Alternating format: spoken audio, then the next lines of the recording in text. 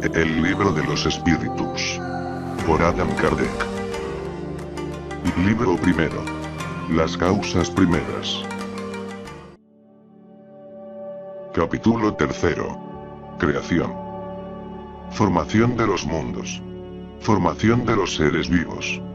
Poblamiento de la Tierra.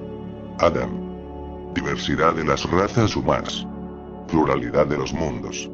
Consideraciones y concordancias bíblicas referentes a la creación. Formación de los mundos. El universo comprende la infinidad de los mundos que vemos y que no vemos, los seres animados e inanimados, los astros que se mueven en el espacio, así como los fluidos que lo llenan. 37. ¿El universo ha sido creado, o es eterno como Dios? Sin duda no ha podido hacerse solo. Además, si fuese eterno como Dios, no podría ser obra de él. La razón nos dice que el universo no ha podido hacerse a sí mismo, y dado que no puede ser obra del acaso, debe ser obra de Dios. 38. ¿Cómo creó Dios el universo? Para servirme de una expresión común, por medio de su voluntad. Nada describe mejor esa voluntad todopoderosa que las bellas palabras del Génesis. Dijo Dios: sea la luz, y fue la luz. 39. ¿Podemos saber de qué modo se produce la formación de los mundos? Todo lo que se puede decir, y que vosotros podéis comprender, es que los mundos se forman por la condensación de la materia diseminada en el espacio. 40. Los cometas serían, como se piensa hoy en día, un principio de condensación de la materia y mundos en vías de formación. Eso es exacto. Lo absurdo es creer en su influencia.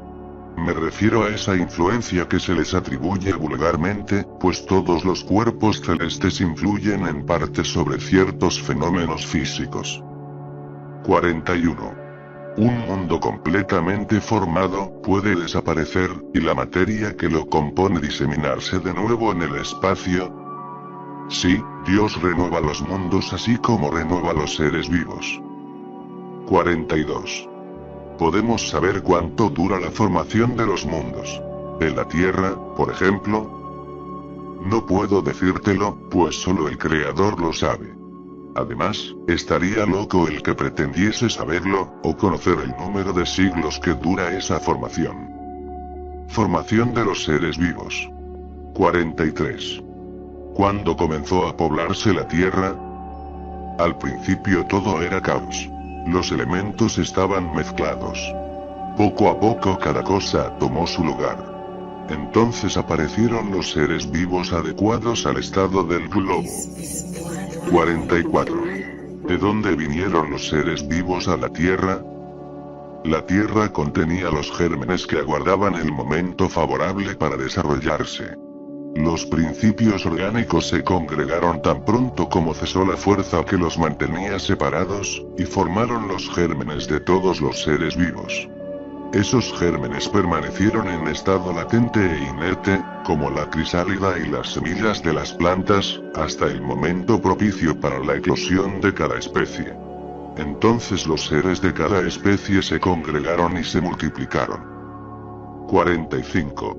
¿Dónde estaban los elementos orgánicos antes de la formación de la Tierra?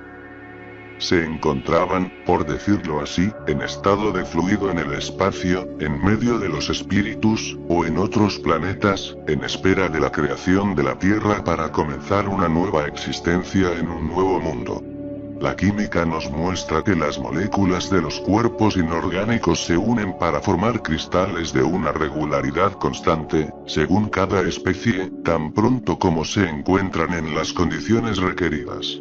La menor perturbación en esas condiciones basta para impedir la reunión de los elementos, o por lo menos, la disposición regular que constituye el cristal.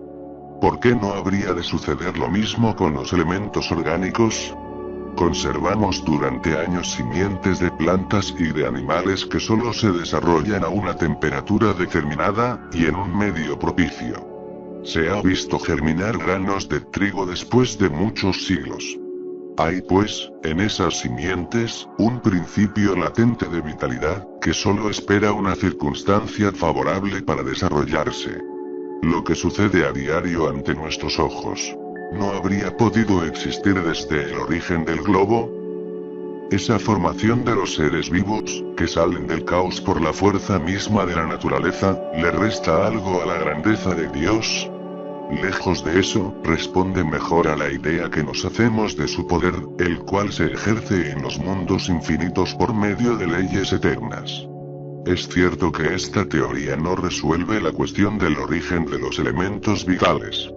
Con todo, Dios tiene sus misterios y ha puesto límites a nuestras investigaciones. 46. ¿Hay todavía seres que nacen de modo espontáneo? Sí, pero el germen primitivo ya existía en estado latente. Todos los días sois testigos de ese fenómeno. ¿Acaso los tejidos del hombre y de los animales no contienen los gérmenes de una cantidad de gusanos que esperan, para nacer, la fermentación pútrida necesaria para su existencia? Es un pequeño mundo que dormita y que se crea. 47. La especie humana se encontraba entre los elementos orgánicos contenidos en el globo terrestre. Sí, y llegó a su tiempo. Por eso se ha dicho que el hombre se formó del lodo de la tierra. 48. ¿Podemos saber en qué época aparecieron el hombre y los demás seres vivos en la tierra? No. Todos vuestros cálculos son quimeras. 49. Si el germen de la especie humana se encontraba entre los elementos orgánicos del globo, ¿por qué no se forman hombres de modo espontáneo, como en su origen? El principio de las cosas forma parte de los secretos de Dios. Sin embargo, se puede decir que los hombres, una vez esparcidos en la tierra, absorbieron en sí los elementos necesarios para su formación, a fin de transmitirlos según las leyes de la reproducción. Lo mismo ocurrió con las diferentes especies de seres vivos. Poblamiento de la tierra. Adán. 50. ¿La especie humana comenzó con un solo hombre? No. Aquel a quien llamáis Adán no fue el primero ni el único que pobló la tierra. 51. ¿Podemos saber en qué época vivió Adán? Más o menos en la época que le asignáis. Alrededor de 4000 años antes de Cristo. El hombre a quien la tradición ha conservado con el nombre de Adán fue uno de los que sobrevivieron, en una región, a algunos de los grandes cataclismos que en diversas épocas trastornaron la superficie del globo, y llegó a ser el tronco de una de las razas que hoy lo pueblan. Las leyes de la naturaleza no admiten que los progresos de la humanidad, comprobados mucho tiempo antes de Cristo, hayan podido realizarse en unos pocos siglos, como habría sucedido si el hombre solo hubiese estado en la tierra desde la época asignada a la existencia de Adán. Algunos consideran, con más razón, que Adán es un mito o una alegoría que personifica a las primeras edades del mundo. Diversidad de las razas humanas. 52. ¿De dónde provienen las diferencias físicas y morales que distinguen a las diversas razas de hombres en la Tierra? Del clima, la vida y las costumbres. Lo mismo ocurre con dos hijos de una misma madre, quienes educados lejos uno del otro y de modo diferente, no se parecerán en nada en el aspecto moral. 53. ¿El hombre surgió en varios puntos del globo? Sí, y en diversas épocas. Esa es una de las causas de la diversidad de razas. Más tarde, al dispersarse en diferentes regiones y unirse con otras razas, los hombres han formado nuevos tipos. 53. ¿A esas diferencias constituyen especies distintas? No, por cierto. Todas son de la misma familia. ¿Acaso las diferentes variedades de un mismo fruto impiden que éste pertenezca a la misma especie? 54. Si la especie humana no procede de un solo hombre, ¿deben por eso los hombres dejar de mirarse como hermanos? Todos los hombres son hermanos en Dios, porque están animados por el Espíritu y tienden al mismo objetivo. Vosotros siempre queréis tomar las palabras al pie de la letra. Pluralidad de los mundos. 55. ¿Los mundos que circulan en el espacio, están habitados? Sí. El hombre de la Tierra está lejos de ser como cree, el primero en inteligencia, bondad y perfección. Sin embargo, hay hombres que se consideran muy importantes y se imaginan que solo este pequeño mundo tiene el privilegio de contar con seres racionales. Orgullo y vanidad. Creen que Dios ha creado el universo para ellos solos. Dios ha poblado los mundos con seres vivos, todos los cuales confluyen en el objetivo final de la providencia. Creer que los seres vivos se encuentran limitados al único punto que nosotros habitamos en el universo sería poner en duda la sabiduría de Dios, que no ha hecho nada inútil. Él debió asignar a esos mundos un objetivo más serio que el de recrear nuestra vista. Nada. Por otra parte, ni en la posición, ni en el volumen, ni en la constitución física de la Tierra, puede razonablemente hacer suponer que solo ella tiene el privilegio de estar habitada, con exclusión de tantos millares de mundos semejantes. 56. ¿Los diferentes mundos, poseen la misma constitución física? No. No se parecen en modo alguno. 57. Dado que la constitución física de los mundos no es la misma en todos ellos, se puede concluir que los seres que habitan en ellos poseen una organización diferente. Sin duda, como entre vosotros los peces están hechos para vivir en el agua y las aves en el aire. 58. Los mundos que están más alejados del Sol, se encuentran privados de luz y calor, dado que el Sol solo se presenta a ellos con la apariencia de una estrella. ¿Creéis pues, que no hay otras fuentes de luz y de calor más que el Sol? No contáis para nada con la electricidad, que en algunos mundos desempeña un papel que no conocéis, y mucho más importante que en la Tierra. Por otra parte, no hemos dicho que todos los seres vean de la misma manera que vosotros y con órganos conformados como los vuestros. Las condiciones de existencia de los seres que habitan en los diferentes mundos deben ser apropiadas al medio donde son llamados a vivir. Si nunca hubiésemos visto peces, no comprenderíamos que algunos seres pueden vivir en el agua. Lo mismo ocurre en los otros mundos, que contienen sin duda elementos que no conocemos. ¿Acaso no vemos en la Tierra las largas noches polares iluminadas por la electricidad de las auroras boreales? ¿Acaso es imposible que en algunos mundos la electricidad sea más abundante que en la Tierra y desempeñe un papel general cuyos efectos no podemos comprender? Esos mundos pueden, pues, contener en sí mismos las fuentes de calor y de luz necesarias para sus habitantes. Consideraciones y concordancias bíblicas referentes a la creación. 59. Los pueblos se han formado ideas muy divergentes acerca de la creación, según el grado de sus luces. La razón, apoyada en la ciencia, ha reconocido la inverosimilitud de algunas de esas teorías. La que ofrecen los espíritus, en cambio, confirma la opinión que los hombres más instruidos admiten desde hace mucho tiempo. La objeción que se puede hacer a esta teoría es que contradice el texto de los libros sagrados.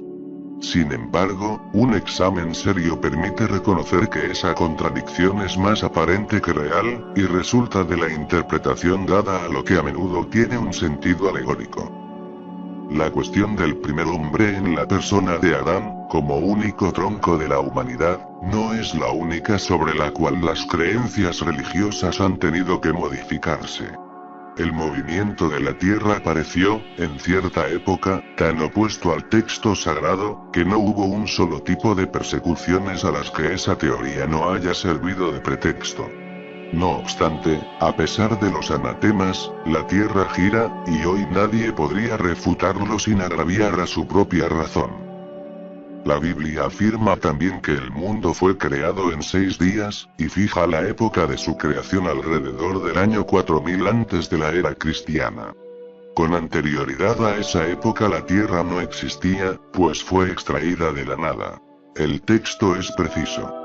Pero sucede que la ciencia positiva, la ciencia inexorable, viene a probar lo contrario. La formación del globo está escrita con caracteres inalterables en el mundo fósil, y está probado que los 6 días de la creación son otros tantos períodos, cada uno de los cuales abarcó tal vez varios cientos de miles de años. No se trata de un sistema, una doctrina o una opinión aislada, sino de un hecho tan constante como el del movimiento de la Tierra, y que la teología no puede rehusarse a admitir, pues constituye la prueba evidente del error en el que se puede caer si se toman al pie de la letra las expresiones de un lenguaje que suele ser figurado. ¿Es necesario concluir de ahí que la Biblia está en un error? No. Los hombres se han equivocado al interpretarla. Al explorar los archivos de la Tierra, la ciencia descubrió el orden en que los diferentes seres vivos aparecieron en su superficie, y ese orden concuerda con el indicado en el Génesis, con la diferencia de que en vez de haber salido milagrosamente de las manos de Dios en algunas horas, esta obra se realizó, siempre por su voluntad, pero de acuerdo con la ley de las fuerzas de la naturaleza, en algunos millones de años. ¿Es Dios menos grande y poderoso por ello? ¿Su obra es menos sublime porque le falta el prestigio de la instantaneidad? Es evidente que no. Sería preciso formarse una idea muy mezquina de la divinidad para no reconocer su omnipotencia en las leyes eternas que ha establecido para regir los mundos. Lejos de menoscabar la obra divina, la ciencia nos la muestra con un aspecto más grandioso y más conforme a las nociones que tenemos del poder y la majestad de Dios, incluso porque se ha realizado sin derogar las leyes de la naturaleza. La ciencia, de acuerdo en esto con Moisés, ubica al hombre en último término en el orden de la creación de los seres vivos. No obstante, Moisés fija el diluvio universal en el año 1654 de la creación del mundo, mientras que la geología nos demuestra que el gran cataclismo se produjo antes de la aparición del hombre, puesto que hasta el día de hoy no se ha encontrado en las capas primitivas ningún rastro de su presencia, ni de la de los animales de su misma categoría desde el punto de vista físico. Sin embargo, nada prueba que esa presencia sea imposible. Muchos descubrimientos ya han planteado algunas dudas al respecto. Puede ser pues, que de un momento a otro se adquiera la certeza material de que la raza humana es anterior al gran cataclismo, y entonces se reconocerá que en este punto, como en otros, el texto bíblico es figurado. La cuestión es saber si el cataclismo geológico es el mismo que el de Noé. Ahora bien, el tiempo necesario para la formación de las capas fósiles impide que éstas se confundan. Por eso, cuando se encuentren rastros de la existencia del hombre antes de la gran catástrofe, quedará probado que Adán no fue el primer hombre, o que su creación se pierde en la noche de los tiempos. Contra la evidencia no hay razonamiento posible. Será necesario aceptar este hecho, así como fueron aceptados el movimiento de la Tierra y los 6 períodos de la creación. Por cierto, la existencia del hombre antes del diluvio geológico es aún hipotética, pero aquí hay algo que lo es menos. Si se admite que el hombre surgió por primera vez en la Tierra 4000 años antes de Cristo, y si 1650 años más tarde toda la raza humana fue destruida, con excepción de una sola familia, resulta de ahí que el poblamiento de la Tierra comenzó recién en la época de Noé, es decir, 2350 años antes de nuestra era. Ahora bien, cuando los hebreos emigraron a Egipto, en el siglo XVIII a.C., encontraron ese país muy poblado y bastante adelantado en civilización. La historia prueba que en esa época la India y otras regiones también eran florecientes, incluso sin tener en cuenta la cronología de otros pueblos, que se remonta a una época mucho más lejana. Habría sido preciso pues, que desde el siglo XXIV hasta el XVIII, es decir, en un espacio de 600 años, no solo la posteridad de un único hombre hubiera poblado las inmensas regiones entonces conocidas, suponiendo que las otras no lo estuvieran, sino que en ese corto intervalo la especie humana se hubiera elevado desde la ignorancia absoluta del estado primitivo hasta el más alto grado de desarrollo intelectual, lo que contradice todas las leyes antropológicas. La diversidad de razas viene también en apoyo de esta opinión.